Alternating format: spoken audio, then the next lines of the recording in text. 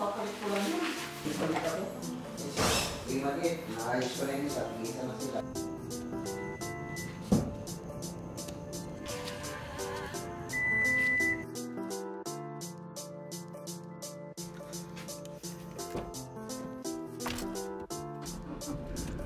Tara guys, punta tayo Pangasinan. This is episode 10, special number plus. 2-3 years. Together on radio, like you. Okay, so we just arrived here in Urdaneta, Pangasinan.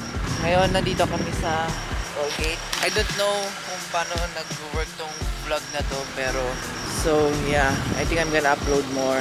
And para mag-get used to lang to holding this camera, I think it's more of a quantity thing than a quality thing. Kasi parang nagpo-procrastinate kasi ako na parang gumawa ng mga bagay-bagay. Isa ito sa mga procrastinate ko, which is vlogging. I always wanted to do this, but I always push it hanggang hindi ko na siya magawa. So hindi ako nakapag-practice mag-hold ng camera or talk to the camera.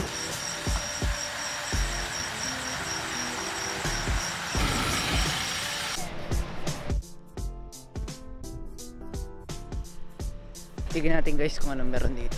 So apparently, dati daw itong Dagupan City is puro tambak lang. And as nakita nyo kanina, may mangrove. Tapos parang tinambakan lang nila. I think this is Tondaligan Beach. Tondalingan yata. Try natin maglakad-lakad. Sana maganda yung audio, pero yeah. Dito tayo ngayon sa Pangasinan. Sinamahan ko yung parents ko para i-run yung mga errands sila. I think yung video na to, hindi siya ganong kagandang quality. Parang I'm gonna just post this for the sake of posting lang, kumbaga. Pa-post ko lang to para magkaroon lang ng momentum. Parang nahihirapan ako mag-post sa social media in general. Dahil perfectionist ako, feeling ko lahat na yung pa-post ko is dapat perfect. Which hindi siya magiging perfect kung hindi ako mag-practice para gumawa ng content. Parang impromptu lang to. Ipo-post ko to kahit wala siyang ganong flow. I think this is your sign na huwag kayong ganong maging perfectionist. Parang quantity over quality. If marami kang na-produce na like for example content and you learn something from every content you make, throughout time magiging close to perfect na yung magiging content mo or yung gusto mong gawin sa buhay. Isa sa mga skills na gusto ko din ma-practice through this content creation journey ko sana is ma-express ko yung thoughts ko in a clearly and concise manner.